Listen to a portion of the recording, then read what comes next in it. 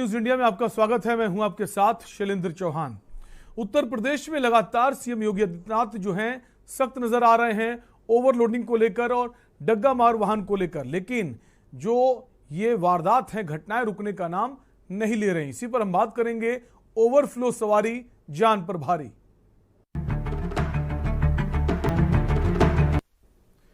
देश में cancer, ads और कोरोना से भी तेजी से एक मर्ज फैल रहा है और इस मर्ज का नाम है रोड एक्सीडेंट।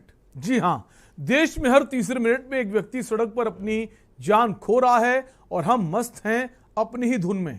यूपी में आज दो वीडियो हैरान कम परेशान करने वाले ज्यादा दिखे।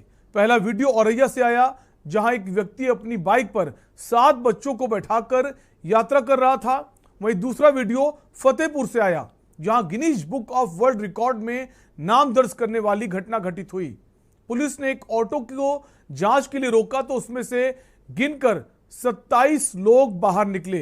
क्या आप सोच सकते हैं कि जिस ऑटो में 3 लोग बामुश्किल बैठ पाए, उस ऑटो में 27 लोग बैठे कैसे? यह सब तब हो रहा है जब प्रतिदिन सड़क पर मरने वालों की संख्या में लगातार इजाफा हो रहा है। इसी पर आज बात करेंगे। उससे पहले यह रिपोर्ट देखिए।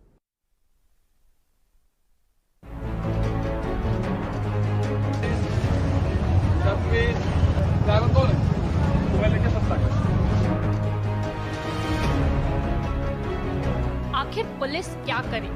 आखिर प्रशासन कहां कहां कैमरे लगवाए? कुछ जिम्मेदारी हमारी भी है और कुछ जिम्मेदारी तुम्हारी भी। तभी हम इस लाइलाज होते मर्ज पर लगाम लगा पाएंगे। उत्तर प्रदेश में शायद ही ऐसा कोई दिन जाता हो जब रोड एक्सीडेंट ना हो और लोग ना मरे। हाईवे पर एक्सीडेंट से लेकर गली मोहल्ले में ई रिक्शा पलटने की खबरें लगातार सुनाई दे रही हैं।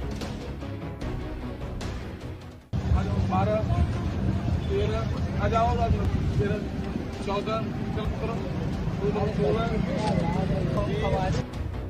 यह हालत तब है जब यातायात विभाग ने नए कड़े नियम बनाए हैं। अब विभाग लोगों को चालान के तौर पर तगड़ा अर्थदंड यह सोचकर लगा रहा है कि ऐसे नहीं तो वैसे लोगों की मानसिकता बदले और वह नियमों का पालन करें।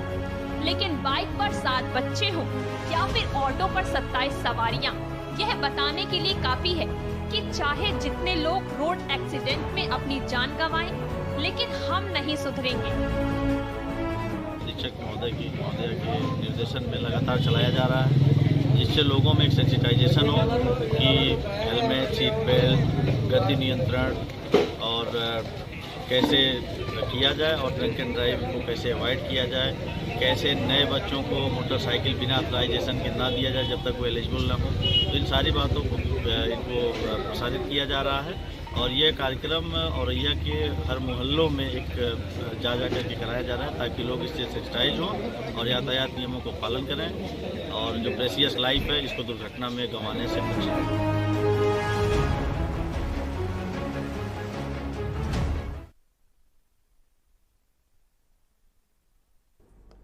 तो आपने तस्वीरें देखी, कितनी हैरान करने वाली तस्वीरें, जहां एक मोटरसाइकिल में 7 लोग और एक ऑटो में 27 लोग। उत्तर प्रदेश के फतेहपुर में एक अजब कारनामा देखने को मिला, जहां एक 3 व्हीलर ऑटो में 27 सवारी बैठी मिली। वहीं राजधानी लखनऊ में हमारे संवाददाता मोहम्मद सफी ने ऑटो वाले से जानने की कोशिश की कि एक ऑटो में कितनी सवारी बैठ सकती हैं। आपको दिखाते मोहम्मद सफी की ये रिपोर्ट। उत्तर प्रदेश के फतेहपुर में एक अजब कारनामा सामने आया है। ऑटो टैक्सी से सफर करने वाले अगर बात करें हम, तो एक ऐसी सहूलियत है कि इससे लोग सफर करते हैं और जहां जाना होता है वहां जाते हैं, कुछ दूरी का सफर तय करते हैं। ये ऑटो है, लेकिन फतेहपुर में एक ऐसा कारनामा आया है जहां पर एक ऑटो से 27 सवारी निकली है। मतलब कि एक अनहोनी ऐसी होती है। हम आपको ऑटो में दिखाते हैं कि कितने लोग बैठ सकते हैं। ये सीट है, अगर हम बात करें ऑटो में सही से अगर बिठाया जाएगा तो 3 से 4 लोग बैठ सकते हैं और एक ड्राइवर है, वो आगे ऑटो चलाता है। हम इनसे बात करते हैं। क्या नाम है आपका? हमारा नाम शब्बीर अहमद है। शब्बीर भाई, ये बताइए कि एक ऑटो में कितनी सवारी बैठती है? 3 सवारी। 3 सवारी, लेकिन फतेहपुर में तो 27 लोग एक ऑटो से निकले। वो किस तरह बिठाई गई हो? 27 सवारी कौन हिसाब से बैठ जाएगी?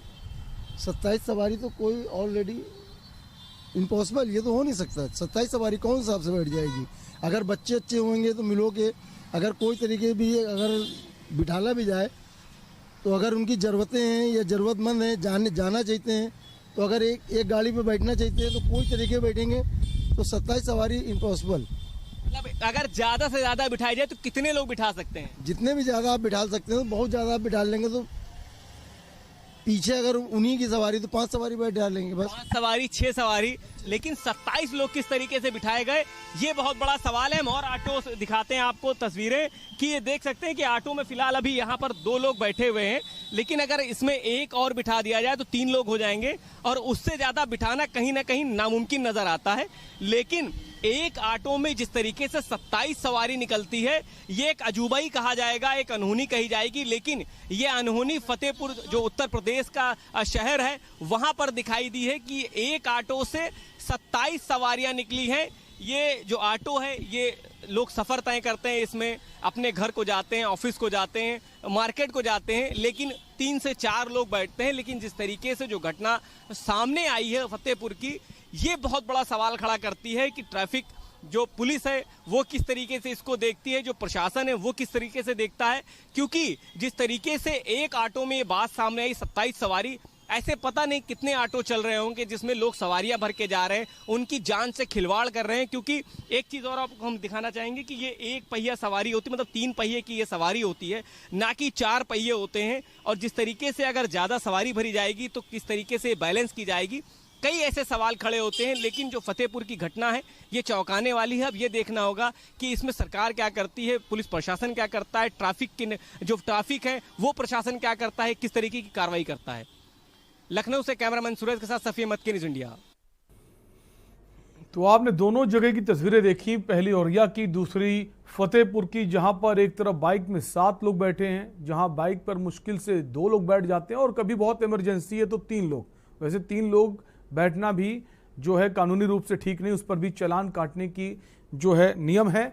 लेकिन एक ऑटो में 27 लोग बैठे मिलना काफी हैरान करने वाला ये मामला है। आप एक बार फिर से देख सकते हैं उस ऑटो की तस्वीर, जहां पर गिनती कर कर लोगों को उतारा जा रहा है और लोग ऐसे निकल रहे हैं जैसे कोई बहुत बड़ा रूम हो। और जब आखिरी गिनती पूरी उसमें से 27 लोग निकले हैं तो बहुत हैरान करने वाली तस्वीरें हैं कि अगर एक ब्रेकर आ जाए और ऑटो की स्पीड बहुत ज्यादा भी ना हो तो बड़ी दुर्घटना हो सकती है। और छोटे छोटे बच्चे आप देख सकते हैं मोटरसाइकिल में कैसे छोटे छोटे बच्चों को बैठाया हुआ है जो इतनी नहीं समझ और खुद हादसों को निमंत्रण दे रहे हैं, हादसों को दावत दे रहे हैं। तो लगातार यातायात जो पुलिस है, ट्रैफिक पुलिस की बात करें, प्रशासन की बात करें, नए नए अभियान भी निकाले करते हैं। सड़क सुरक्षा सप्ताह जो है वो निकाला जा रहा है, सड़क सुरक्षा माह निकाला जा रहा है, लोगों को अवेयर किया जा रहा है। लेकिन उसके बावजूद लोग जो हैं वो नहीं सुधर रहे हैं। जिम्मेदारी समझनी होगी खुद की। अगर ऑटो वाला कहता भी है तो आप उसको रोकिए, वरना आप उतर जाइए।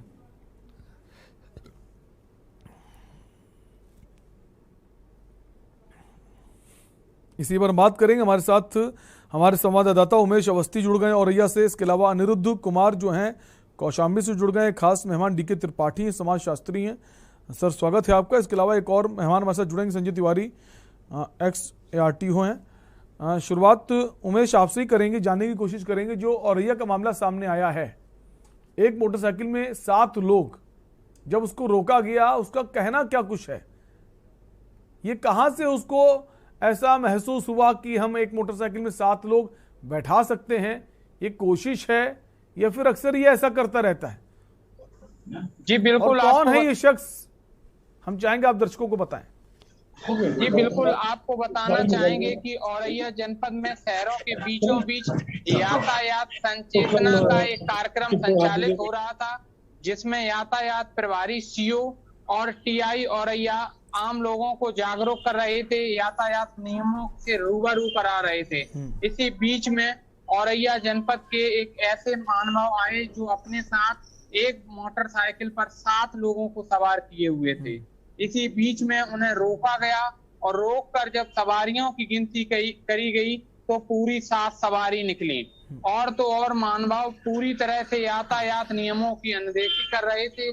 उनके सर पर ना तो हेलमेट था, ना ही वो किसी तरह से यातायात का नियम के पालन कर रहे थे। वहीं मासूम बच्चों को बैठाए हुए साथ में आप सदस्य थे। वहीं सबसे बड़ी बात यह सोचने वाली है कि प्रदेश सरकार प्रतिवर्ष लाखों रुपए खर्च करती है यातायात नियमों को जनता तक पहुंचाने में, लेकिन कहां पर एक हीला ढवाली नजर आती है कि अभी इस लाखों के खर्चों के बावजूद भी ऐसे लोग समाज में बने हुए हैं जो 6 मासूम बच्चों के साथ अपना मिला के 7 सवारी को बैठाले हुए निर्भीक इन सड़कों पर गुजर रहे हैं। तो कहीं ना कहीं सरकार के जो लाखों रुपए प्रति महीने जो खर्चे की बात है, वो कहीं ना कहीं एक बहुत बड़ी बात है कि या तो इन खर्चों को फॉर्मेलिटी के तौर पर जनता में परोसा जाता है, या फिर वाकई एक बिल्कुल। उमेश, जो ये युवक है इसके बारे में क्या जानकारी है? ये कब से इस तरह से जो है ओवरलोडिंग कर रहा है? युवक से जब बात करने की कोशिश की गई, युवक से बात पूछा गया कि आप कहां पर जा रहे, तो उनका साफ बिल्कुल निडर तरीके से उनका साफ जवाब था कि वो बच्चों को आइसक्रीम खिलाने ले जा रहे हैं। तो कहीं ना कहीं हो सकता है कि इस तरह के या ये युवक बिल्कुल आइसक्रीम खिलाने ले जा रहे हैं या फिर मौत को दावत दे रहे हैं।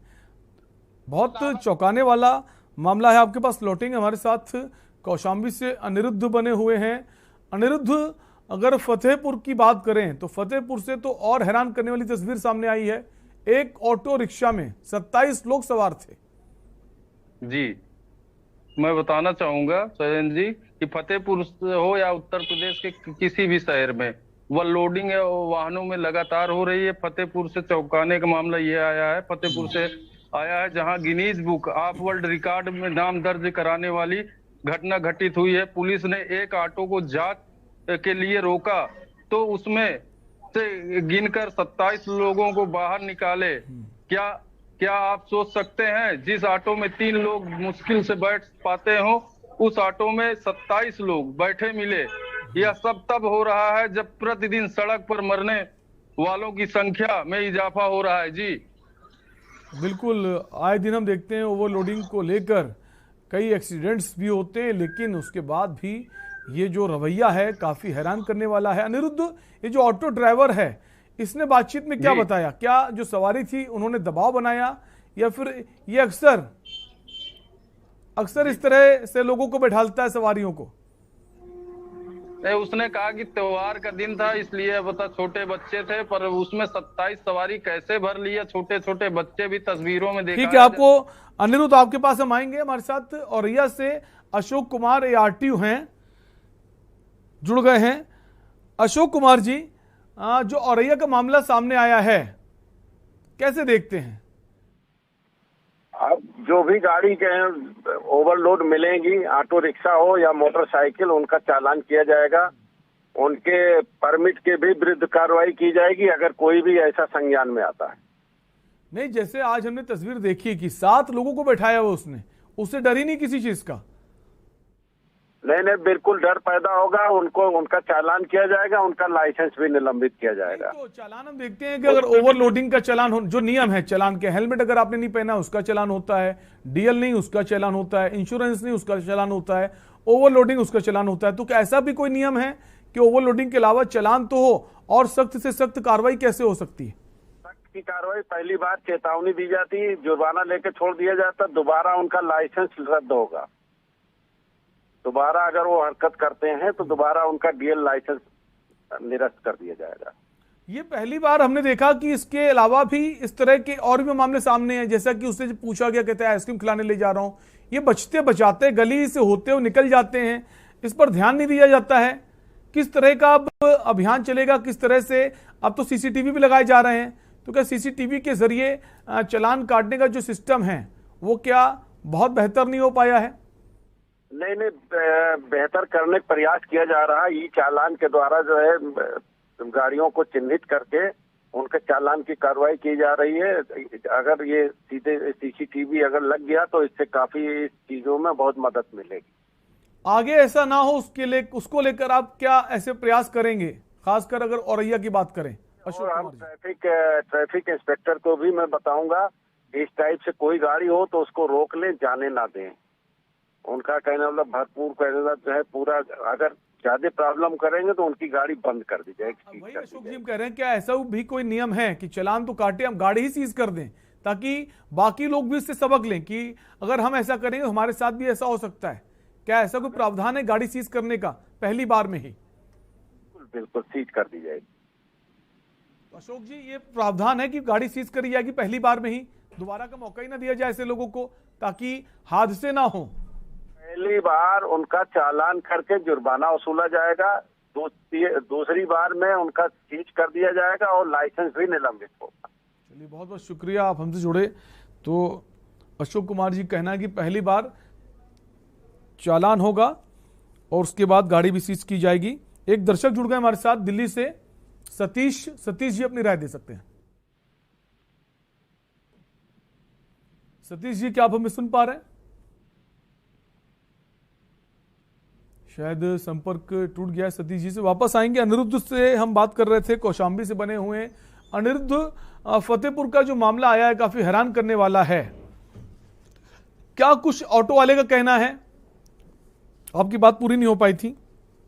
ऑटो वाला ऐसा क्यों कर रहा था? क्या उस पर दबाव बनाया गया था या फिर उसका खुद का ये रवैया है कि ओवरलोडिंग उसे करनी है ज्यादा पैसे कमाने के लिए, लोगों को जान चली जाए उससे कोई उससे परवाह नहीं है? शैलेंद्र जी बताना चाहूंगा कि बकरीद का त्योहार था, उसी में वो मार्केट गए हुए थे और पुलिस ने देखा जब तो उनको रोका और गिनी गई तो उसमें 27 लोग निकले और उस ड्राइवर को डांट फटकार कर चालान किया। चालान से ही काम नहीं चलेगा, प्रतिदिन सड़कें में एक्सीडेंट आए दिन हो रहा है। हर जिले में प्रतिदिन की औसत से जोड़ा जाए तो 3 मिनट में हर जिले में कहीं ना कहीं एक्सीडेंट हो रहा है। जी बिल्कुल, हादसे लगातार हो रहे हैं, उसको रोकने का प्रयास किया जा रहा है। सरकार कोशिश भी कर रही है, नए नए अवेयरनेस प्रोग्राम्स चला रही है प्रशासन के द्वारा, लेकिन उसका असर नजर नहीं आ रहा है। ये जिम्मेदारी सबकी होनी चाहिए, हम आपकी भी होनी चाहिए। वापस आपके पास लौटेंगे, डॉक्टर डीके त्रिपाठी हमारे साथ बने हुए हैं। आप ही के पास आएंगे डॉक्टर डीके त्रिपाठी जी, समाजशास्त्री हैं। सर कैसे देखते हैं जो ओवरलोडिंग है, चाहे वो ऑटो वाला हो, बस वाला हो, कोई भी हो, चाहे वो ट्रक में माल भर कर जा रहा हो, ये क्यों नहीं मानते हैं? इनको डर क्यों नहीं है? चालान भी कटता है फिर ये शुरू कर देते हैं। देखिए, भारत में रोड एक्सीडेंट की घटनाएं लगभग 1.5 लाख के आसपास हो रही है प्रतिवर्ष। ठीक है, 2020 में आप देख लीजिए, उसमें हम जीडीपी का लगभग 3% के आसपास खर्च करते हैं। 70% दुर्घटनाओं में ये देखा गया है कि युवा जो रश ड्राइविंग करते हैं वो मामले बहुत बढ़ रहे हैं। हम अगर देखें मोटे तौर पे तो भारत में हर घंटे लगभग 17 दुर्घटनाएं हो जाती हैं और हमारे पास इनको रोकने का जो पुख्ता प्रयास है वो शासन और प्रशासन द्वारा किया जा रहा है। लेकिन एक बड़े पैमाने पर जो पॉपुलेशन जो ड्राइविंग के रूल्स को नहीं जानती है, ड्राइविंग के रूल रेगुलेशन को समझती नहीं है, यह एक बड़ा कारण है जो दुर्घटनाओं को कम करने में जो है एक चिंता का विषय है। आपने सब अभी बड़ा ज्वलंत समस्या दिखाया कि 17 या 27 लोग एक ऑटो में बैठाए गए। जरा सोच के देखिए कि क्या यह लोकल पुलिस के बिना प्रयास के संभव है क्या? अगर थोड़ा सा मुस्तैदी, वैसे तो हमारे सैनिक बहुत तत्परता के साथ काम करते हैं।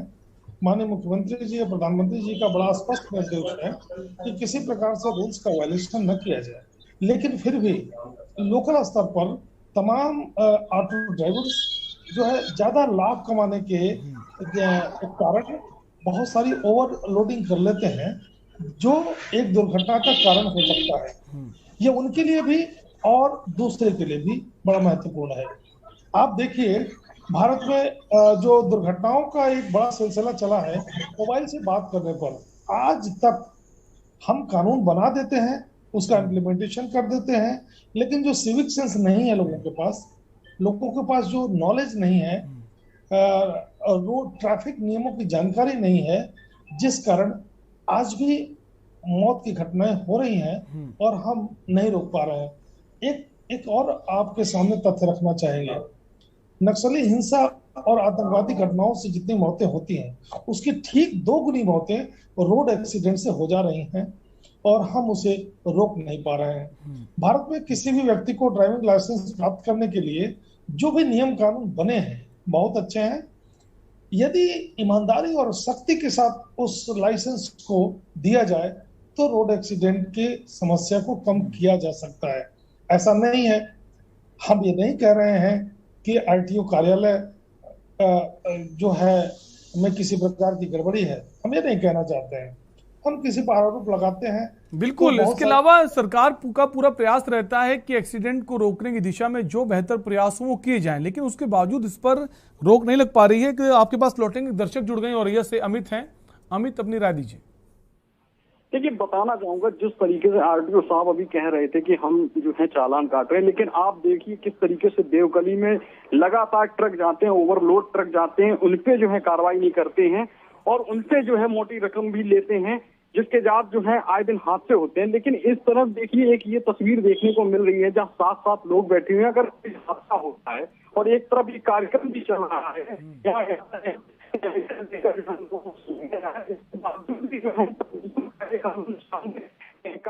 बात जागरूक नहीं हो रहा, तो कैसे इन नियमों को ताक पर रख के लोग समझा पाएंगे यातायात नियमों को। पुलिस जो है बराबर जो है लाखों रुपए खर्च करती है, बेकार के रुपए जा रहे हैं। ये एक सवाल जरूर बनता है इन लोगों से। बिल्कुल, आपके पास लौटेंगे। उमेश अमरसत औरैया से ही बने हुए हैं। उमेश, आप ही के पास आएंगे। औरैया से ही दर्शक थे, उनका कहना है कि ये जो तस्वीर तो काफी हैरान करने वाली है ही, लेकिन जो ट्रक हैं ओवरलोड वो लगातार वहां से निकल रहे हैं, उसको रोकने वाला कोई नहीं है। क्या ये माने कि प्रशासन की मिली भगत है, बिना उनकी मर्जी के क्या ओवरलोड ट्रक निकल सकते हैं?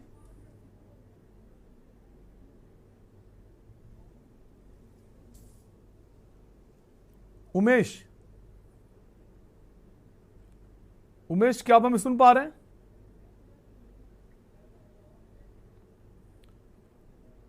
उमेश तक आवाज नहीं पहुंच पा रही। वापस उमेश के पास आएंगे। डीके त्रिपाठी जी हमारे साथ बने हुए हैं। डीके त्रिपाठी जी, हम देख रहे हैं कि अभी हाल ही में जो चालान की राशि है उसमें बढ़ोतरी भी की गई है कि पहले जो चालान होता था उसमें कम पैसे आपको देने पड़ते थे, अब उसमें भी पैसे बढ़ाए गए हैं। उसके बावजूद लोगों में डर नहीं है, उनको लगता है चालान होगा, ठीक है, पे कर दिया जाएगा। सवाल किया ये चालान की राशि बढ़ा देने से समस्या का समाधान हो जाएगा, ये आप नहीं कह सकते हैं। जरूरत इस बात की है कि लोगों में भय हो। चालान की राशि बढ़ा देने से भय जो है बढ़ेगा, यह आप नहीं कह सकते। आप देखिए, रश ड्राइविंग करता कौन है? बड़ी बड़ी महंगी गाड़ियों से चलने वाले लोग, जिन्हें उस चालान का जरा सा भी फिक्र नहीं है। एक गरीब आदमी, हम एक दिन आपसे लखनऊ में एक दिन मैं एक रोड पर खड़ा था, चौराहा था 1090 चौराहा। उस चौराहा पर बड़ी तीक्ष्णता से देख करके मैं हैरान रह गया कि वहां से ट्रैफिक की जो सिग्नल है उसको वायलेट करने वाली बहुत सारी गाड़ियों में 70% गाड़ियां सरकारी गाड़ियां थी, जैसे नगर निगम की गाड़ी, जैसे जो है बड़े बड़े अधिकारियों की गाड़ी, जैसे बहुत बड़े लीडर्स की गाड़ी। इन लोगों के लिए उन ट्रैफिक सिग्नल्स का कोई प्रभाव नहीं था। उनको ये पता है कि हम किसी न किसी रसूख के साथ जुड़े हुए हैं, हमारा किसी प्रकार से कोई हानि नहीं हो सकता है। तो आर्थिक हानि जरूर छोटे लोगों के लिए बहुत महत्वपूर्ण है, लेकिन बड़े लोग आज भी उसे ओवरलुक करते हैं और उसका अनुपालन नहीं करते हैं। सवाल है कि भारत में नियमों का अनुपालन कराना एक चुनौती भरा काम है और ये मेरा ऐसा मानना है कि केवल और केवल शिक्षा से ही संभव हो सकता है। आप बिल्कुल, और इसको लेकर अभी हाल ही में मुख्यमंत्री योगी आदित्यनाथ ने सक्रियता भी दिखाई थी, निर्देशित किया था कि प्रशासन में जितने भी स्कूल कॉलेज के बच्चे हैं वो बाकायदा रैलियां निकालें, जो एक्सीडेंट हो रहे हैं उसको लेकर अवेयरनेस प्रोग्राम्स जो हैं वो चलाएं ताकि लोग जागरूक हों। और ऐसा हुआ भी, लेकिन उसके बावजूद फर्क नहीं पड़ रहा है। क्या जिम्मेदारी सिर्फ उसी की होनी चाहिए जो ओवरलोडिंग कर रहा है, चाहे वो ऑटो वाला हो, बस वाला हो, या फिर जो आम आदमी उनकी जिम्मेदारी होनी चाहिए कि अगर 3 लोग बैठने की जगह है ऑटो में तो चौथा ना बैठे, इसकी खिलाफत करनी चाहिए। मैं ये कहना चाहता था आपसे कि यदि ट्रैफिक रूल्स के नियमों की जानकारी ठीक ढंग से एक कोर्स करिकुलम के रूप में जो है हाई स्कूल से लेकर के ग्रेजुएशन तक अगर उसे फोर्सली इंप्लीमेंट कर दिया जाए तो बहुत सारी रश ड्राइविंग खत्म हो जाएगी, बहुत सारी रश ड्राइविंग खत्म हो जाएगी, बहुत सारी समस्याएं, बिल्कुल रश ड्राइविंग खत्म हो जाएगी और नियम को और कड़ा भी करना चाहिए और सख्त नियम बनाने होंगे ताकि जो ज्यादा पैसे के लालच में ओवरलोडिंग कर रहे हैं वो ना हो। लालच भी एक बड़ी चीज आपके पास लौटेंगे। हमारे साथ अलग अलग जिलों से संवाददाता बने हुए हैं, उनसे बात करेंगे क्योंकि रोड एक्सीडेंट लगातार बढ़ते जा रहे हैं और इस तरह की तस्वीरें अगर सामने आती हैं वो बहुत हैरान करती हैं।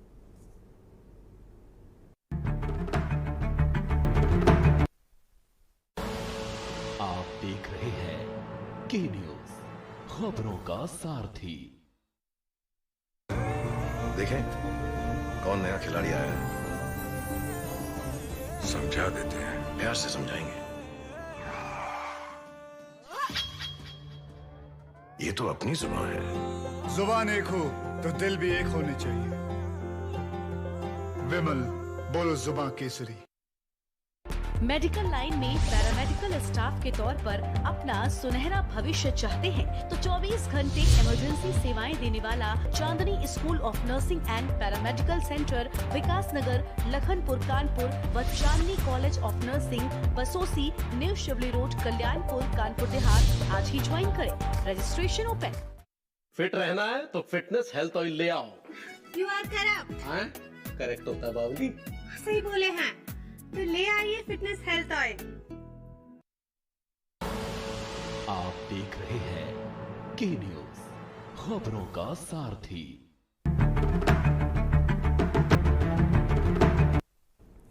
ब्रेक के बाद एक बार फिर आपका स्वागत है। हम बात कर रहे हैं रश ड्राइविंग को लेकर, ओवरलोडिंग को लेकर। लगातार ओवरलोडिंग की जो तस्वीरें हैं नजर आ रही हैं, रोड एक्सीडेंट्स भी हो रहे हैं, लेकिन बावजूद इसके बाद भी लोग सुधरने को तैयार नहीं है। प्रशासन भी लगातार कोशिश कर रहा है। मुख्यमंत्री योगी आदित्यनाथ ने बीच में सख्ती भी दिखाई और उन्होंने कहा प्रशासन में जो कॉलेज हैं, स्कूल के स्टूडेंट्स हैं, वो अवेयरनेस प्रोग्राम्स चलाएं, लोगों को अवेयर करें। बावजूद इसके लोग सुधर नहीं रहे। इसी पर हम बात कर रहे हैं। हमारे साथ बहुत खास मेहमान डीके त्रिपाठी जी बने हुए हैं। इसके अलावा हमारे साथ संवाददाता अनिरुद्ध भी बने हुए हैं। डीके त्रिपाठी जी, आप ही के पास वापस आएंगे। सर, अब क्या करने की जरूरत है ताकि जो चीजें हैं वो रुकें और कैसे खास कदम उठाए जाएं सरकार की तरफ से ताकि लोग जो हैं ऐसा ना करें, क्योंकि कुछ पैसे ज्यादा कमाने का भी कोशिश होती है। खासकर जो ट्रांसपोर्टेशन में प्राइवेट गाड़ियां हैं उनकी अगर बात करें, चाहे वो बस हो, टेम्पो हो, ऑटो हो, उनकी कोशिश होती है कि अगर हम ज्यादा सवारियां बैठा लेंगे तो हम एक ही चक्कर में ज्यादा पैसा कमा लेंगे। उस लालच को कैसे रोका जाए? जी हाँ, ठीक कहा आपने। आपने ठीक कहा। बहुत बड़ा सवाल यह है कि माननीय मुख्यमंत्री जी ने साफ स्पष्ट निर्देश दिया है कि किसी भी प्रकार से रोड एक्सीडेंट की घटनाओं को रोका जाए। ठीक है, उसके रोकने के लिए जो प्रयास है वो कई स्तरों से होना सुनिश्चित किया जाना चाहिए। पहला, शिक्षा के माध्यम से सभी इंटरमीडिएट कॉलेज, सभी डिग्री कॉलेज के विद्यार्थियों को क्रैश कोर्स करके टीचर्स के साथ मिल करके कोऑर्डिनेट करके उनको सेंसिटाइज किया जाए, उन्हें समझाया जाए। रश ड्राइविंग से न केवल उनके शरीर बल्कि समाज के अन्य लोगों को परेशानी होती है, पहली बात। दूसरा, पुलिस व्यवस्था में जुड़े हुए लोग जो हैं निश्चित रूप से अपना काम करते हैं। किसी के काम को हम कम या अधिक नहीं कह सकते हैं, लेकिन यदि घटनाएं 10% प्रति वर्ष के दर से बढ़ रही हैं तो चिंता का विषय तो है और उस चिंता के विषय को एड्रेस करना पड़ेगा। और ये जिम्मेदारी हम सबकी, आपकी, मीडिया की, प्रशासन की, शिक्षक की या फिर और जो भी जो है स्टेक होल्डर हैं उन सब की है। इसमें कोई भी व्यक्ति अलग से नहीं है। मोबाइल से बात करने को स्पष्ट और बहुत ताकतवर तरीके से रोका जाना चाहिए। शराब पीकर गाड़ी चलाने पर पूरी तरीके से प्रतिबंध लगाना चाहिए। आज भी मैं देखता हूं कि काले शीशे लगे हैं, लेकिन कोई अभियान शहर में नहीं चल रहा है। मैं सभी जिलाधिकारी और सभी एसएसपी महोदय से निवेदन करते हैं कि डेली रूटीन में इसकी चेकिंग होनी चाहिए। कोई अभियान या कोई सप्ताह नहीं, प्रतिदिन हर चौराहे पर इस प्रकार का चेकिंग अभियान चलाया जाना चाहिए। गाड़ी को अनावश्यक रूप से ओवरटेक करने के बारे में जागरूक करना बहुत जरूरी है। ओवर स्पीड नियंत्रण करने के लिए जितने टूल्स एंड टेक्निक्स हैं उनका प्रयोग करना हमारे लिए बेहद जरूरी है, और उसके लिए इक्विपमेंट की भी व्यवस्था सरकार को करनी पड़ेगी।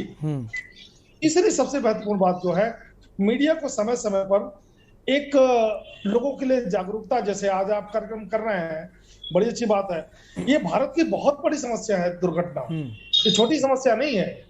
जितनी आत्महत्याओं से, जितनी नक्सली हिंसा से, जितना आतंकवाद से मृत्यु नहीं होता है, उससे कहीं ज्यादा मृत्यु सड़क दुर्घटनाओं से होती है।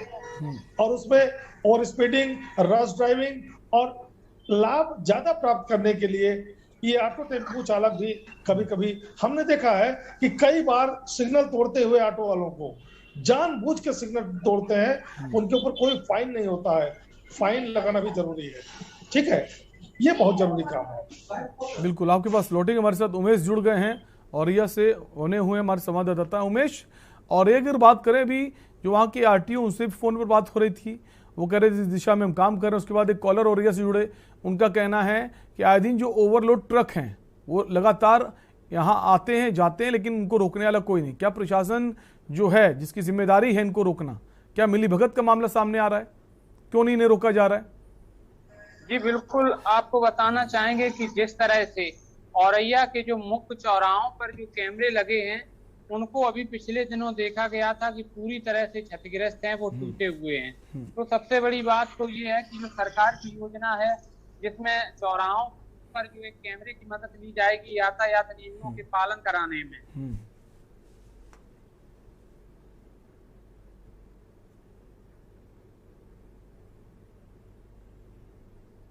उमेश, अपने फोन को अनम्यूट कर लीजिए, आपका फोन जो है वो म्यूट हो गया है। जब तक कैमरे सही नहीं होंगे तब तक जो यातायात नियमों का पालन है वो पूरी तरह से हमें नहीं लगता है कि उसका पालन औरैया की जनता करेगी। तो कहीं ना कहीं जो दर्शक मौजूद थे, तो लगातार ओवरलोडिंग पर भी ध्यान देना चाहिए। और ये घटना और ये जो नहीं, तो सीसीटीवी जैसे आप बता रहे हैं, सीसीटीवी काम नहीं कर रहे हैं, तो सीसीटीवी अगर लगा दिए गए तो क्या आपकी जिम्मेदारी खत्म हो जाती है? वो खराब हो गए, उनका मेंटेनेंस जो है उसकी जिम्मेदारी भी तो आपको है। आपने अगर किसी को कॉन्ट्रैक्ट दिया सीसीटीवी का, अगर वो खराब होता है उसका मेंटेनेंस कौन देखेगा? प्रशासन की जिम्मेदारी है उसको ठीक कराना, या फिर एक बार सीसीटीवी लगा के भूल गए हम?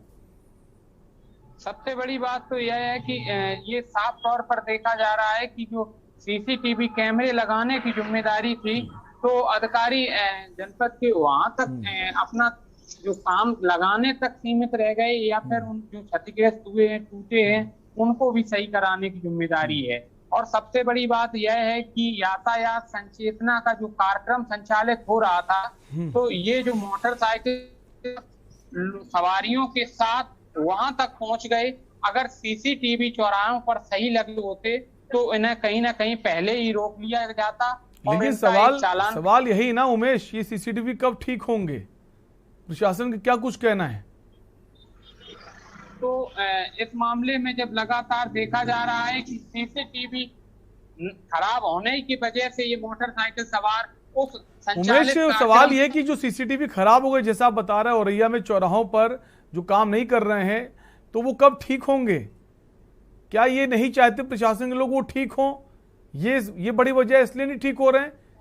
वजह क्या है? लंबे समय तक इसी तरह से जो खराब सीसीटीवी चले आ रहे हैं, तो कहीं ना कहीं मनसा अधिकारियों की, जिम्मेदार अधिकारियों की साफ नहीं नजर आ रही है। अगर होती और तमाम तरह से, तो अभी तक एक बहुत बड़ा इशू नहीं है सीसीटीवी कैमरे का सही होना, तो अभी तक सही हो चुके होते। और अगर जिला जो प्रशासन है, यातायात के जो अधिकारी हैं, उन्हें अगर जनपद में सही यातायात नियमों का पालन कराना है, तो उन्हें कहीं ना कहीं इन सीसीटीवी कैमरों को सही कराना होगा। और जहां तक दर्शकों की बात रही, तो ओवरलोडिंग ट्रक की बात रही, तो जनपद औरैया से सटा जालौन जनपद है। तो जालौन और औरैया जनपद में एक चौकी पड़ती है, देवकली चौकी, तो वहां पर भी जिलाधिकारी के आदेश पर वहां पर भी एक सीसीटीवी कैमरा लगाया गया था। अब अगर ये जो ओवरलोडिंग की बात है, अगर कैमरा सही है तो फिर ओवरलोडिंग जो वाहन है वो दर्शक के अनुसार निकल कैसे रहे हैं। तो सबसे बड़ा जो इशू है वो जनपद में सीसीटीवी कैमरे को देखा जा रहा है। तो कहीं ना कहीं अधिकारियों को अगर सही से यातायात नियमों का पालन कराना है और जो सरकार का लाखों रुपए का खर्च है यातायात नियमों के पालन के लिए जो जनमानस तक पहुंचाए जा रहे हैं यातायात नियमों के पालन, तो वो तभी बाखूबी पालन होंगे जब कहीं ना कहीं पूरी तरह से जो जिला प्रशासन है सीसीटीवी के तहत सभी मुख्य चौराहों पर एक निगरानी करेगा और तमाम तरह की जो गतिविधियां हैं उनकी जो तैनाती है यातायात पुलिस की वो मुस्तैदी से नजर आएगी। तो कहीं ना कहीं औरैया जनपद में जो एक्सीडेंट की घटनाएं हैं, बिल्कुल जो लापरवाही है वो प्रशासन की है, सीसीटीवी ना ठीक होना, उसके बाद सक्रियता ना दिखाना, बहुत सारे कारण हैं, बहुत सारी वजह हैं। आपके पास लौटेंगे। कौशाम्बी से अनिरुद्ध बने हुए हैं। अनिरुद्ध, अगर कौशाम्बी की बात करें और फतेहपुर की घटना हमने देखी तो यहाँ पर क्या स्थिति है ताकि जो कानून का पालन ठीक से हो सके, ओवरलोडिंग ना हो? जी बताना चाहूंगा शैलेंद्र जी कि यातायात नियम की पता धज्जियां उड़ाई जा रही हैं। वन लोडिंग पे पता ना तो कोई प्रशासन का किसी तरह के चाबुक चल रहा है। अभी ये पता फिलहाल में पता वन लोडिंग गाड़ियां बालू के वाहन पासिंग हो रही थी। जब घाटों में सीसीटीवी कैमरे लग गए तो वन लोड वाहन कैसे चलते हैं, और वन लोड वाहन की वजह से प्रतिदिन आए दिन हादसे होते रहे हैं। जी तो क्या वजह है अनिरुद्ध, जो ये सीसीटीवी लगे हैं उसके बावजूद ओवरलोडिंग नहीं रुक रही है? जो जिम्मेदार अधिकारी हैं वो क्या कर रहे हैं वहां पर? जी यातायात में ट्रैफिक के पुलिस जो लगे होते हैं वहां पे यातायात के नियमों के लिए लगाए जाते हैं, पर नियमों को उनके सामने से ओवरलोडिंग गाड़ियां पास हो रही हैं, चाहे वो बसें हो, चाहे अल्फा गाड़ियां हो, चाहे ऑटो हो, चाहे वो ई रिक्शा हो। वो ई रिक्शा में भी 10-10 सवारियां भर के पता जाते हैं सामने से, पर प्रशासन चुपचाप बैठ के देखते हुए तमाशा देखता रहता है। मैं तो प्रशासन को ही कहूंगा कि प्रशासन की लापरवाही से ओवरलोड गाड़ियां तो पास हो रही हैं। नहीं, ओवरलोडिंग गाड़ियों का नियम जो है उसको नियम के रूप पे चलना चाहिए। जी नहीं, नियम तो है और मुख्यमंत्री योगी आदित्यनाथ ने सख्ती भी दिखाई है, तो क्या सख्ती का असर नहीं है? क्या माने इससे? बिल्कुल मुख्यमंत्री जी का कोई भी आदेश का पालन नहीं कड़ाई से किया जा रहा है, क्योंकि कौशाम्बी जिले में अब भी अवैध वसूली है पता ये टेम्पो अड्डों से किया जा रहा है। जहां पे टेम्पो अड्डे लगाए जाते हैं वहां से 10 रुपए प्रतिदिन एक विक्रम से वसूली भी की जाती है। यहाँ के पुलिस अधीक्षक हेमराज मीणा ने सख्ती भी जताई, फिर भी वसूली बंद नहीं हो रही है। सैनी चौराहा है जो कौशाम्बी का और भरवारी चौराहे पे और सिरातू कस्बा में वसूली आज भी हो रही है ओवरलोड गाड़ियों से। जी ये किस तरह की वसूली है और ये वसूली करते कौन लोग हैं और इन पर कार्रवाई करने से प्रशासन डरता क्यों है? प्रशासन खामोश है, प्रशासन किसी तरह की कार्रवाई नहीं, ताकि प्रशासन के पास नाम भी है पता। वहां के चालकों ने शिकायत भी पुलिस अधीक्षक से लिखित में दिया कि इन लोगों के द्वारा से वसूली की जा रही है, पर कोई कार्रवाई नहीं की गई है। तो जो पैसे देते हैं वो क्यों देते हैं? कोई डर है जो पैसा उनसे मांग रहे हैं, वसूली कर रहे हैं उन लोगों का? कोई माफिया है? कौन लोग हैं जो पैसा वसूल कर रहे हैं और ये लोग पैसा दे भी रहे हैं? लोकल के वो लोग हैं जो उनके द्वारा ऑटो चालकों को द्वारा पता मारपीट की जा रही है। ऑटो चालकों से पैसा जबरदस्ती लिया जाता है, नहीं देने पर उनको सवारियां नहीं भरने देते हैं, जबरदस्ती उनसे पैसा छीना जाता है। ऐसे कई विजुअल भी सोशल मीडिया में वायरल हुए, पूर्व में हमने अपने चैनल के माध्यम से दिखाया भी था। जी लेकिन पुलिस की जिम्मेदारी बनती है ना, ठीक है आप अगर कोई पैसा आपको मांग रहा है, आप अगर शिकायत भी कर रहे हैं उसके बावजूद पुलिस नहीं सुन रही, लेकिन जो ओवरलोडिंग है वो अगर हो रही तो उस पर तो जो अधिकारी हैं, ट्रैफिक पुलिस है, उसको ध्यान देना चाहिए। जी शैलेंद्र जी बताना चाहूंगी कि आज भी स्कूल में मुख्यमंत्री जी ने कहा था कि गाड़ियां पता जर्जर नहीं होनी चाहिए, स्कूल के बच्चों में अधिक संख्या में सवारियां भरी न जाए, पर स्कूल की बसें आज भी खसरा हाल है। पुरानी बसें हैं जिनका फिटनेस और परमिट भी आज नहीं कंप्लीट है, उसके बावजूद भी पुरानी बसों में बच्चों को ठूस कर भरा जाता है। उसके बाद भी यातायात या आरटीओ के द्वारा कोई कार्रवाई स्कूली बसों में भी नहीं किया जाता है और वह लोडिंग चली आई जा रही है। जी ठीक है, डीके त्रिपाठी जी हमारे साथ बने हुए हैं, डॉक्टर डीके त्रिपाठी हैं। डीके त्रिपाठी जी, आप ही के पास आएंगे। सर, मुख्यमंत्री जी ने सक्रियता भी दिखा रहे हैं, सख्ती भी दिखा रहे हैं, उसके बावजूद चीज़ें नहीं रुक रही हैं। अगर पिछले साल की बात करें, जब बाराबंकी में एक रोड एक्सीडेंट हुआ था और उसमें करीब 150 लोग उसमें सवार थे, 18 से 19 लोगों की जान चली गई थी। और उसके बाद फिर जो डग्गा मार वाहन हैं, जो बसें हैं, जो प्राइवेट बस हों या फिर सरकारी बस हों, ओवरलोडिंग, उसको लेकर एक अभियान भी चला था, उसका असर भी नज़र आया था। काफ़ी दिन ओवरलोडिंग नज़र नहीं आई, लेकिन फिर से शुरू हो गई। सर, ये क्या ये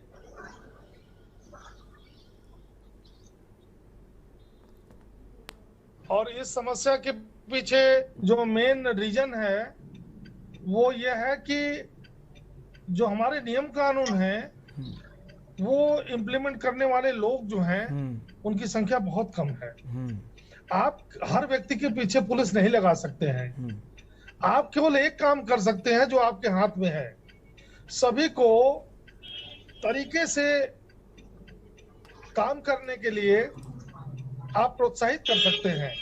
आप रश ड्राइविंग करने वाले को दंडित करने के साथ जो सिग्नल पे रुकते हैं या सिग्नल पे जो ट्रैफिक नियमों का पालन करते हैं उन्हें प्रोत्साहित करने की भी जरूरत है।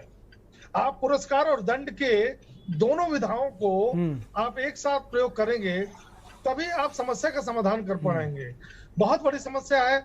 अब बहुत सारे ऑटो वाले जो लोग हैं वो ज्यादा से ज्यादा कमाई करने के लिए इस प्रकार से ओवरलोडिंग करते हैं, लेकिन वो घटना को रोक नहीं सकते हैं क्योंकि वो जानते नहीं कि उनके ऐसा करने से कई लोग रोड पे प्रभावित होते हैं, परेशान होते हैं। और यही कारण है कि हम इन घटनाओं को रोक नहीं पा रहे हैं। और हमें ऐसा लगता है कि एजुकेशन और लोगों को इसका सेंसिटाइजेशन और एजेंसियों का तत्परता के साथ इस प्रकार के घटनाओं को रोकने के लिए अपना पूरा तन मन लगा करके काम करना पड़ेगा, तभी ये समस्या रुक पाएगी। जी डॉक्टर डीके त्रिपाठी जी, एक बात जैसी आपने कही कि जो स्टाफ है उसकी कमी है, उसको ध्यान में रखते हुए हर सर्किल पे सीसीटीवी भी लगाए गए। जहां पर स्टाफ नहीं मौजूद हो सकता है पुलिस का, वहां सीसीटीवी लगा दिए गए। अभी हमारे जो संवाददाता है उमेश बता रहे थे कि उस सर्किल के पास जो सीसीटीवी लगे हैं वो खराब पड़े हुए हैं और उस पर ध्यान भी नहीं दे रहा है। काफी लंबे वक्त से सीसीटीवी खराब है, तो इसको लेकर क्या प्रशासन नहीं चाहता सीसीटीवी ठीक हो? देखिए, बात धड़ल्ले से ओवरलोडिंग चलती रहे। सीसीटीवी कैमरे जो शहर में लगाए गए, आपको जानकर हैरत होगी कि हिंदुस्तान में सबसे ज्यादा सीसीटीवी कैमरे शायद उत्तर प्रदेश में ही लगे हुए हैं। जी, उत्तर प्रदेश बहुत जनसंख्या वाला राज्य है, भारत का सबसे बड़ा जनसंख्या वाला राज्य है। करीब अनअकाउंटेड मिला करके लगभग 24 करोड़ के ऊपर, 25 करोड़ के ऊपर की आबादी का यह राज्य है। और इस राज्य में जरूर बड़ी चुनौतियां हैं हमारे सामने कि हम कैसे दुर्घटनाओं को रोकें, कैसे लोगों को इसके लिए प्रेरित करें कि वो रूल्स रेगुलेशन को फॉलो करें, कैसे हम दुर्घटनाओं पर नियंत्रण पाएं। इसके लिए जरूरी है। सवाल वही डॉक्टर डीके त्रिपाठी जी की, अगर आपने सीसीटीवी लगवा दिए फिर उसकी मेंटेनेंस की जिम्मेदारी भी तो आपकी है। अगर वो खराब हो गए तो खराब पड़े रहेंगे, या फिर आप जानबूझकर नहीं चाहते वो ठीक हों? तमाम सारे लोग जो है उसमें सीसीटीवी कैमरे लगाए गए, बहुत क्वालिटी के कैमरे हैं, खराब तो होंगे, 2-4 महीने में खराब होते हैं, बिल्कुल उसको बदला नहीं जाता है। और बिल्कुल बहुत सारे ऐसे सवाल हैं, बहुत सारी वजह हैं, बहुत सारे कारण हैं, उन पर ध्यान देना होगा ताकि ऐसी घटनाएं ना हो, ताकि रोड एक्सीडेंट्स जो हैं जिनका नंबर जो है लगातार बढ़ता जा रहा है उसमें कमी आए। बहुत बहुत शुक्रिया डॉक्टर डीके त्रिपाठी जी, आप हमसे जुड़े। अनिरुद्ध, आपका भी शुक्रिया। उमेश, आपका भी शुक्रिया। तो हम बात कर रहे थे ओवरलोडिंग को लेकर। लगातार ओवरलोडिंग की समस्या देखी जा रही है। आज तो बहुत 2 तस्वीरें हैरान करने वाली हैं। तस्वीर आप देख सकते हैं औरैया में, यहाँ मोटरसाइकिल पे सवार 7 लोग नजर आए। वहीं फतेहपुर में एक वैन में 27 लोग बैठे मिले।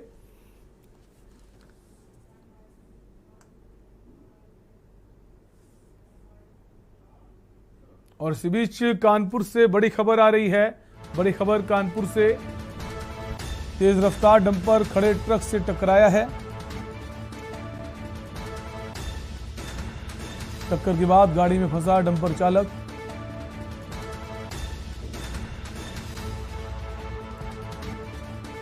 पुलिस ने घायल चालक को बाहर निकाला है।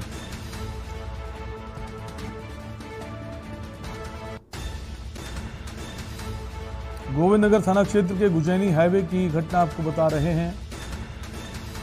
तेज रफ्तार डंपर खड़े ट्रक से टकराया है। ये तस्वीरें आप देख सकते हैं जहां खड़े ट्रक से डंपर टकराया और गाड़ी में जो चालक है डंपर का वो फंस गया है।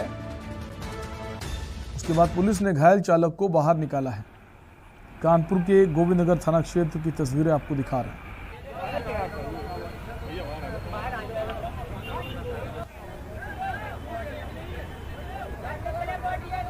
इसी खबर पर हमारे संवाददाता कानपुर से मधुर मोहन जुड़ गए हैं। मधुर, ये हादसे की वजह क्या है? ट्रक खड़ा हुआ था, क्या ऐसी जगह खड़ा था, बीच सड़क पर खड़ा था जो ये डंपर टकरा गया? डंपर वाले की गलती?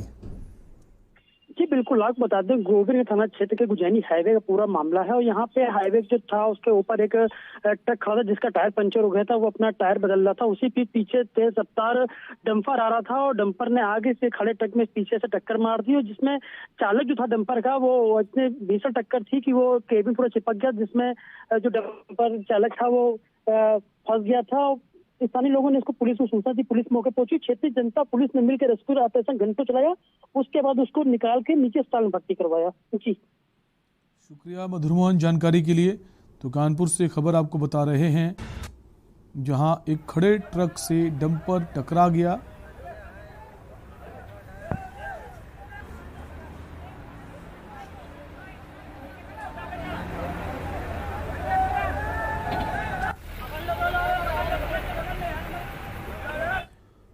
और इसी बीच सीतापुर से बड़ी खबर आ रही है। बड़ी खबर सीतापुर से, पुलिस जुबैर को लेकर तिहाड़ जेल रवाना हुई है।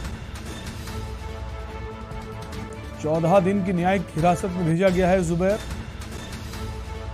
ऑल्ट न्यूज का को फाउंडर है जुबैर। कड़ी सुरक्षा के बीच तिहाड़ जेल के लिए रवाना किया गया है। लखीमपुर मामले में मोहम्मद जुबैर को बेल मिली है। पुलिस जुबैर को लेकर तिहाड़ जेल रवाना हो गई है। 14 दिन की न्यायिक हिरासत में जुबैर भेजा गया है। कड़ी सुरक्षा के बीच तिहाड़ जेल के लिए जुबैर रवाना हुआ है।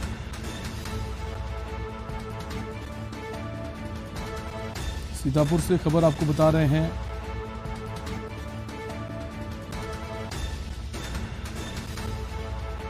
ऑल्ट न्यूज का को फाउंडर है जुबैर। इसी खबर पर सीतापुर से हमारे संवाददाता अबरार अली जुड़ गए हैं। अबरार, तो जुबैर को राहत माने जो लखीमपुर वाला मामला था उससे? जी आपको बताना चाहूंगा, ये सीतापुर की जमानत के बाद इनके लखीमपुर में जो है जमानत जो मिल गई है उसमें थोड़ी सी राहत जरूर मिली, लेकिन अभी भी उनको छुटकारा नहीं मिला क्योंकि एक मुकदमा हरदोई में भी दर्ज हुआ है। तो इसके बाद अभी इसको सीतापुर से तिहाड़ जेल के लिए 14 दिन का रखा जाएगा तिहाड़ जेल में। उसके बाद जो है इनको जो है हरदोई में भी लाया जा सकता है क्योंकि यहाँ पर भी एक मुकदमा दर्ज हुआ था। तो यूपी पुलिस से इसको फिर भी अभी थोड़ी सी राहत लखीमपुर वाले से तो मिल गई है, लेकिन अभी हरदोई वाले में जमानत नहीं मिल पाई है। इसमें इसको 14 दिन के बाद फिर लाया जा सकता है, हरदोई पेश किया जा सकता है। जो सीतापुर में इनको रखा गया था, सीतापुर के मामले में जमानत मिल गई थी, इसके बाद लखीमपुर में आज पेशी होनी थी और वीडियो कॉन्फ्रेंसिंग के लिए यहाँ पर पेशी हुई और वहां से भी जमानत मिल गई। अब सीतापुर से पुलिस दिल्ली के लिए रवाना हो चुकी है। तो कुल मिलाकर ये माना है कि अभी भी जो जुबैर है उसको राहत मिलती नजर नहीं आ रही है। अभी और भी मामले हैं जिस पर सुनवाई होनी है। अभी तक उसको राहत मिलती नजर नहीं आ रही है। यूपी पुलिस से पीछा अभी छूटने वाला नहीं है क्योंकि अभी जो है ये 2 मामले में जरूर हो गई है, लेकिन उसके बाद अभी हरदोई के मामले में उसकी जमानत रह गई है। अब यहाँ पर कब होती है तो बेल मिलती है ये 14 दिन के बाद ही पता चल पाएगा, या उससे पहले उसकी अगर पेशी होती है तो हरदोई लाया जा सकता है। जी शुक्रिया अबरार जानकारी के लिए। तो आपको सीतापुर से खबर बता रहे हैं। ऑल्ट न्यूज के सह संस्थापक जुबैर के खिलाफ मामला था, उस पर लखीमपुर वाले मामले में राहत मिली है और कोर्ट ने जुबैर को 14 दिन की न्यायिक हिरासत में भेज दिया है।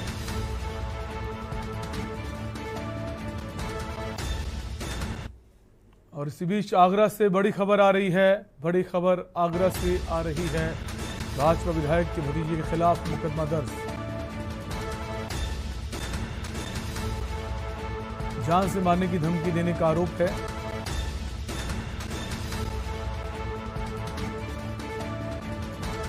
पीड़िता ने विधायक और भतीजे से जान का खतरा बताया है।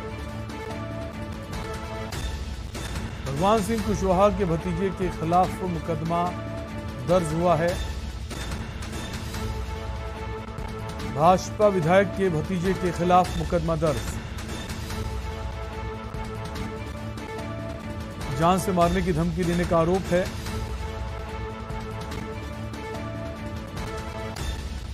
पीड़िता ने विधायक और भतीजे से जान का खतरा बताया है। भगवान सिंह कुशवाहा के भतीजे के खिलाफ मुकदमा दर्ज हुआ है।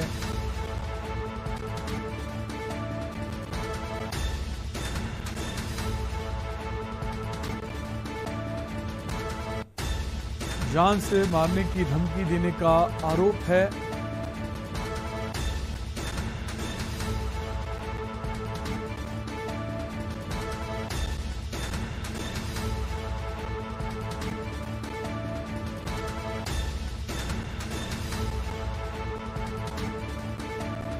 इसी खबर पर अजेंद्र चौहान जुड़ गए हैं हमारे संवाददाता आगरा से। अजेंद्र, क्या है मामला, किस तरह की धमकी है ये? देखिए, आगरा के खीरागढ़ विधानसभा से विधायक भगवान सिंह कुशवाहा का ये भतीजा है, जिसका नाम निशांत कुशवाहा बताया जा रहा है।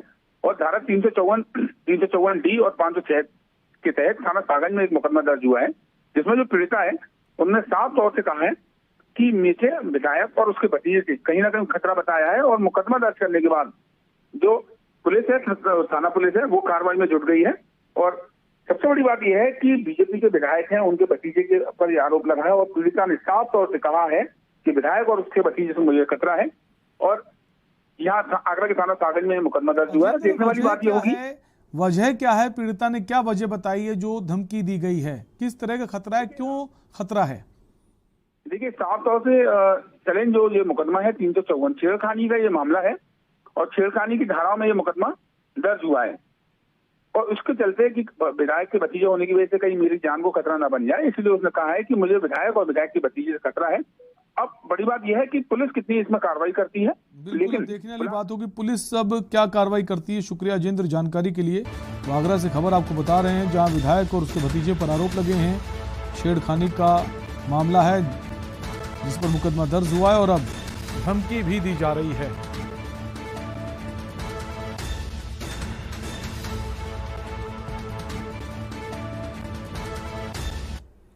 और फिलहाल इस बुलेटिन में इतना ही। देखते रहिए के न्यूज इंडिया। नमस्कार।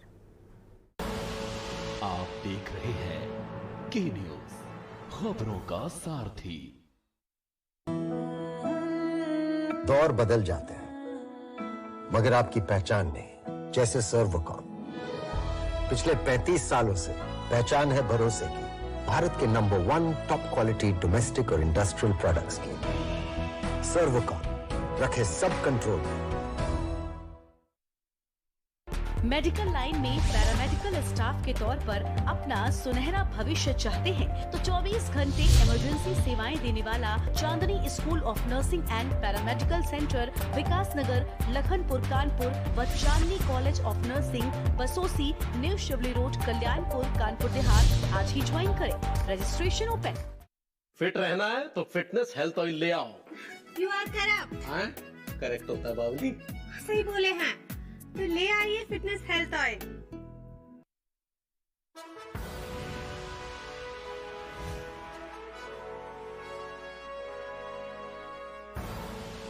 आप देख रहे हैं के न्यूज, खबरों का सारथी।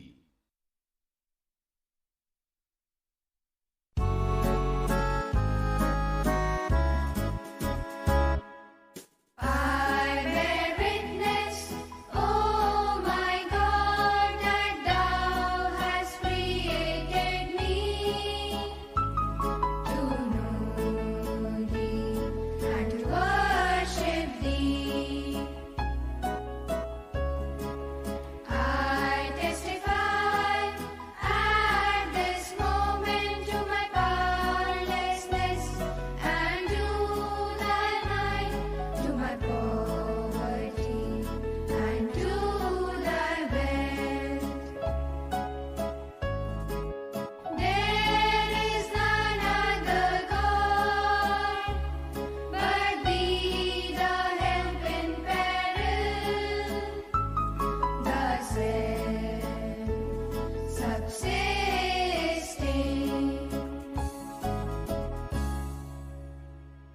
अब जमाना बदल गया है, अब हृदय एक होने का वक्त आ गया है, और हृदय एक नहीं हो गए तो घर में जन्नत की जगह दोजख बन जाएगी, नरक बन जाएगी।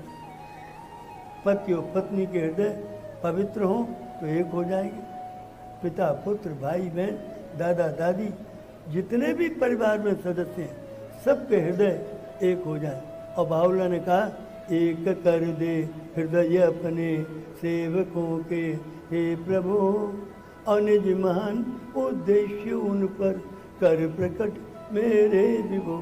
ओ my God unite the heart of thy servants and reveal to them the great purpose. तो हृदय एक हो, और हृदय कब एक होंगे?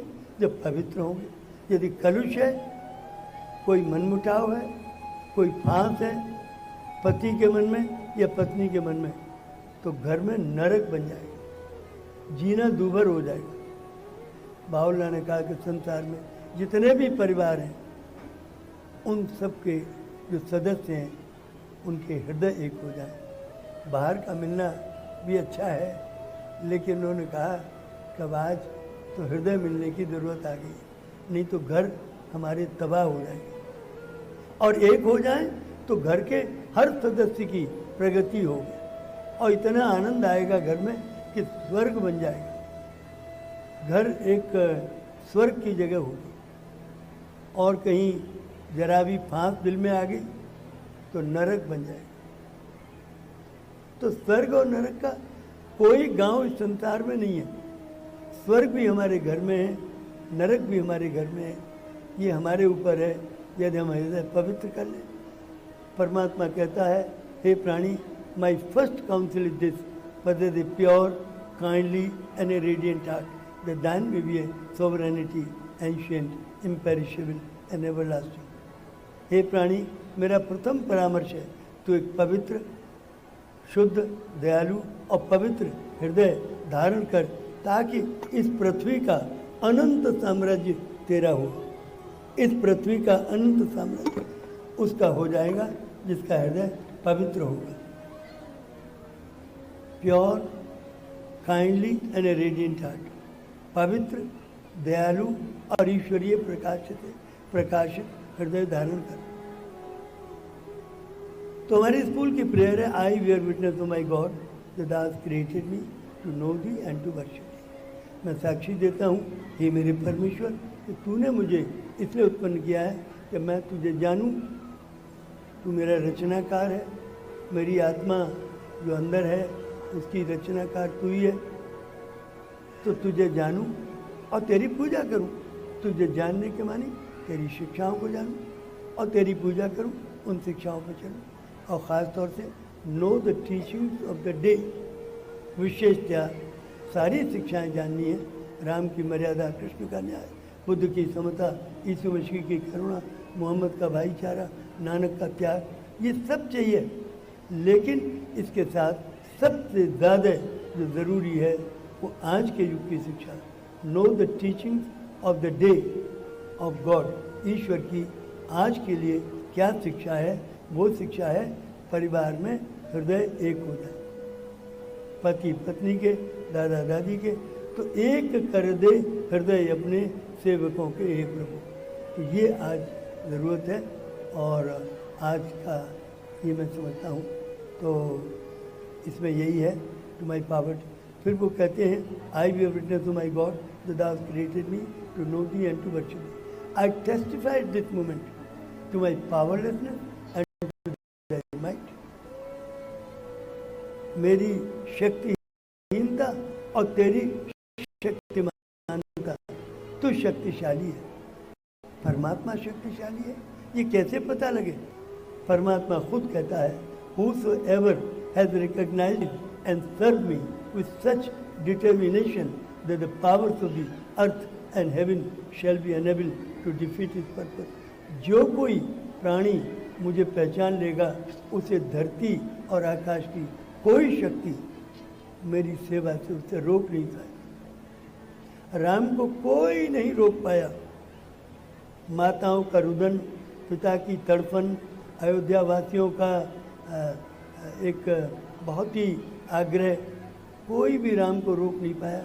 वो 14 वर्ष के लिए वनवास चले गए, तकलीफ झेलने के लिए, इतना कष्ट झेलने के लिए वो निकल गए। इतना आत्मा का बल आ जाता है उस व्यक्ति में जो ईश्वर को पहचान लेता है। To my poverty and to thy wealth, तू धन से पूर्ण है, मैं निर्धन हूँ। कौन सा धन है तेरे पास? आध्यात्मिक धन।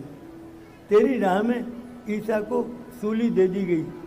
मोहम्मद 13 वर्षों तक मौत के साए में जिए। एक एक दिन उनका जीवन मौत से गुजरता था, क्योंकि कबीलों के बारबर जंगली ट्राइब्स ऑफ अरेबिया उन्हें मारना चाहते थे। मोहम्मद साहब किस तरह से जिंदा रहते थे? वो गरीबों को सताते थे, उनकी बहू बेटियों को ले जाएं, उनके बच्चों को ले जाएं, उनके पशुओं को ले जाएं, उनके साथ बदसलूकी करते थे, उनके साथ जुल्म करते थे। मोहम्मद साहब उनको बचाते थे। तो कबीलों के सरदार उनसे कहते थे कि तुमने क्या कोई ठेका लिया है इन गरीबों की मदद करने का? हम तुम्हें मार देंगे। तो मोहम्मद साहब एक एक दिन 13 वर्षों तक इस मौत के साए में जिए मक्का में। और एक दिन रात में 1:30 नाइट हुई और मक्का से छोड़कर मदीने गए। तो किलर्स ने देखा कि मोहम्मद कहीं नहीं दिखाई पड़ रहा मक्का में, और आज उन्होंने तय किया था कि आज उसे मारना ही है। तो वो दौड़े चारों तरफ। तो एक दल बहुत बड़ा मदीने की तरफ गया। तो मोहम्मद साहब मदीने जा रहे थे, उनके कुछ साथी थे। उन्होंने देखा कि बहुत सारे किलर्स, कातिल लोग पीछे आ रहे हैं मारने के लिए। तो अभी सीनिया भाग गए, मोहम्मद साहब अकेले रह गए। तब खुदा का उन्हें मैसेज मिलता है, मोहम्मद तुम अकेले नहीं हो, खुदा तुम्हारे साथ है। उन्होंने संघर्ष किया और विजय प्राप्त की। कहने का मेरा तात्पर्य है, बहुत तकलीफें इन सबको झेली। ईसा को सूली दी गई, राम को 14 वर्ष का वनवास दिया गया, कृष्ण को मारने के लिए कंस ने कोई कसर नहीं छोड़ी। और आप देखें तो बुद्ध को मारने के लिए अंजुलिमाल ने कोई कसर नहीं छोड़ी। Before the presentation of the program, All Religion Prayer, let's ask these young learners about their understanding of religion. God has created human beings with a purpose, and the purpose is not only to worship Him, but also to know Him. God has sent various messengers in different time frames to teach moral values. To teach moral values required at that time.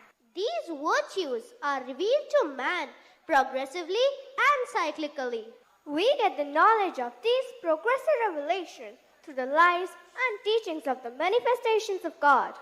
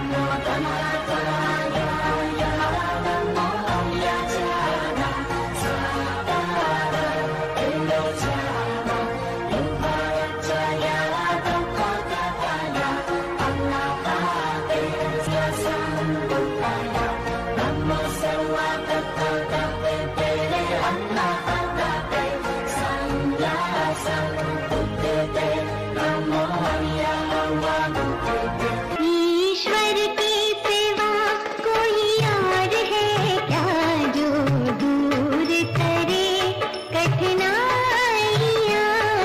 ईश्वर की सेवा कोई और है क्या जो दूर करे कठिनाइयाँ। कह दो ईश्वर का गुणगान हो, कह दो ईश्वर का यशगान हो। This event students hold a world parliament wherein children pose as world leaders and discuss current international issues and try find their solutions. This world parliament was designed and conceptualized many years ago to inculcate global citizenship in students from an early age. The world in the recent past has been marked by numerous upheavals, eradication of old lifestyles and values, and the collapse of many once honored institutions. COVID-19 has brought in fear, anxiety, and depression, and has posed a new urgency for global coordination. Ladies and gentlemen, welcome to the special session of the World Parliament on the occasion of the 22nd International Conference of Chief Justices of the World. Today we have amongst us distinguished Chief Justices and other members of the judiciary from various parts of the globe to express their views on global governance for a more sustainable world. The aim of the conference is to prepare a roadmap for the world's leadership, for establishing, reforming, and developing the global governance structures to achieve the aspirational goal of unity of mankind. CMS believes that any discussion about the future of the world must involve not just the world's leaders, but also the world judiciary. Children expect the judges of the world to unite and choose the path of collaboration and partnership to safeguard their existence. It is unfortunate that even in these times of crisis, narrow sovereign interests govern international conduct. Terrorism is an issue that we must deal with urgently. We also recognize that there is concern in some quarters regarding the nature of the local governance. Global institutions are not working well individually and as a group because of being fragmented. They are unable to address the global challenges of the 21st century. Global institutions need to be representative and effective, enabling the world leaders to forge coalitions for action and reform.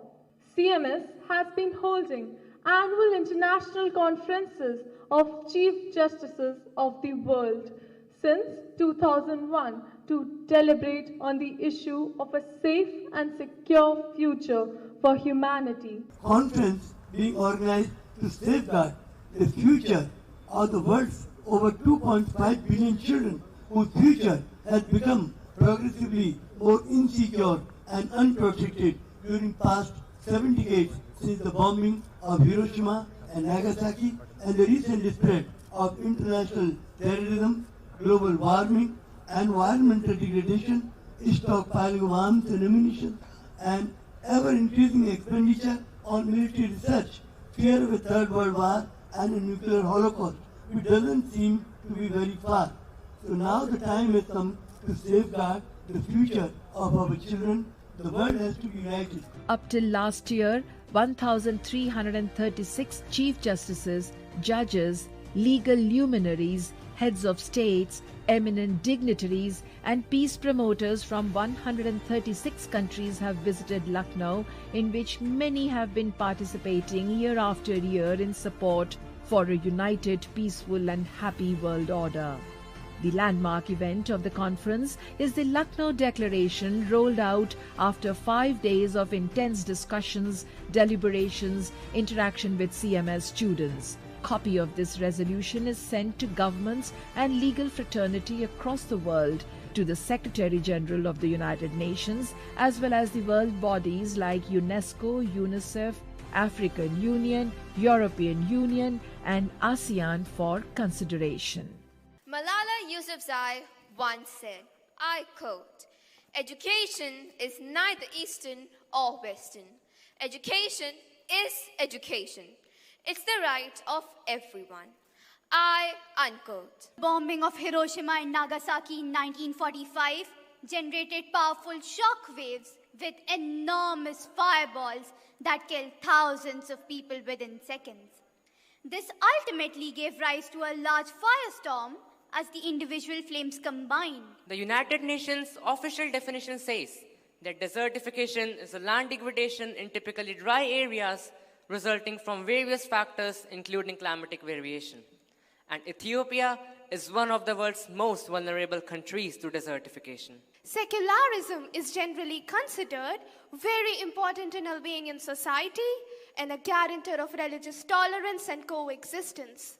However, there have been public debates about its scope and how broad it should be. The preamble to the Indian Constitution asserted the nation as a secular state, where every individual has the birthright to follow their tradition, their belief, their culture, their religion. The relation between religion and politics continues to be an important theme in political philosophy.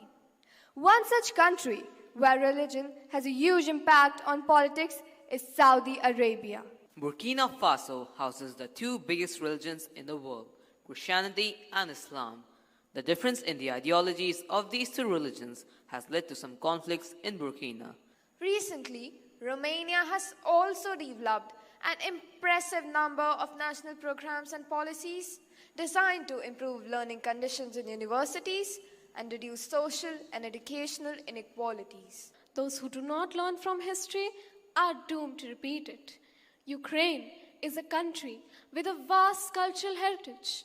It is dotted with sites of profound artistic, historic, and archaeological importance. CMS is piloting new and dynamic international programs to enhance students' learning through healthy competitions and physical interactions. Several 100,000 students have passed out of school equipped with an international perspective and laden with values of world citizenship.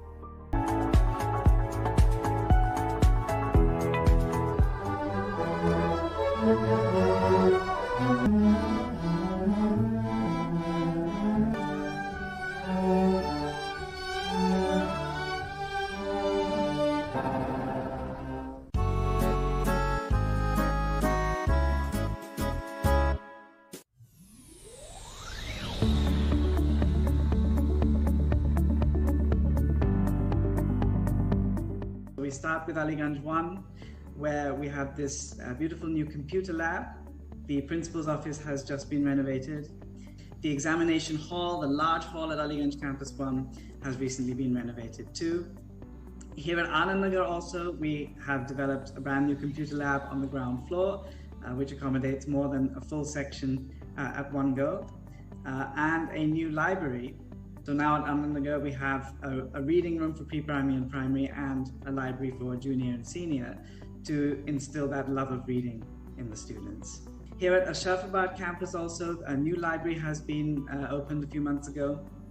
So here in Chalk campus, the new office has recently been developed, as has the new primary computer lab and the new library, wood panel library in CMS Chalk campus. Then moving on to Gomtinagar campus 1, the new library was inaugurated just over a year ago. A beautiful large library space which can accommodate multiple sections. The new AstroTurf has been a very important space for students to participate in their physical education and sport. And the new computer lab has in fact been developed as two computer labs. So previously one long space was seen as a slightly inefficient use of the space. So there's a partition in the middle here, so it can be utilized as one long space if we want to, or it can be divided so that two sections can sit simultaneously. The reception lobby has been renovated very nicely here at Gomtinagar 1. This is the principal's office, which is again a very important space. Now here at Kanpur Road campus, again another large and beautiful library has been recently inaugurated right in the entrance of the school. Just opposite that, the new computer lab has recently been inaugurated, again to accommodate two sections simultaneously as and when required. And the reception lobby, the large reception lobby, has become a beautiful meeting area for all the parents and students and teachers of the school. Here in Rajatipuram 1, the reception area has been renovated. The senior library has been done up very nicely, and then a more colorful and vibrant design for the pre-primary and primary. The science labs here, the chemistry lab and the physics lab. Sports field has been converted into a new multi-purpose AstroTurf. Now moving to Rajendra Nagar, Here we have the reception area and the office which all the parents come into. We recently renovated. At RDSO campus, here this new building has actually just been built. We've got new science labs across RDSO campus. So we have the physics lab, chemistry lab, principal's office here in RDSO campus. Now in Station Road campus, we have a beautiful new library. It's the oldest campus of CMS, but with this very modern, sleek library facility that's come up. At Joplin Road campus, a house which was there has been renovated into a really nice school.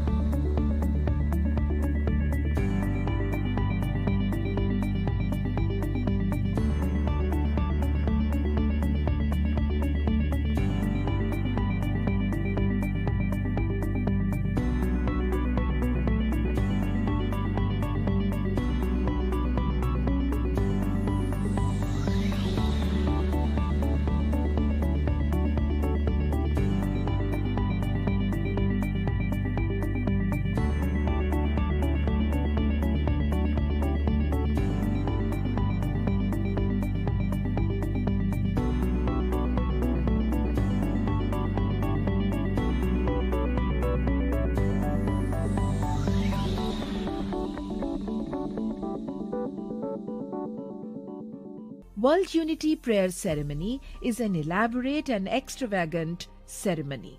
Children do a lot of research on culture, tradition, innovation in science and technology, and many more aspects of every continent which they narrate and showcase through song and dance. Everybody together pray for peace in all the continents, while a handful of them, wearing a thoughtfully designed World Unity dress, holding the flag of United Nations, pray for the unity of nations, for peace and happiness to prevail in each nation. The prayer culminates in grand, colorful display of flags of every country of the world, with a student holding one. As there are 193 countries in the world, one can do mental math on number of students participating at a time in this prayer. The clarion call has been raised as turmoil and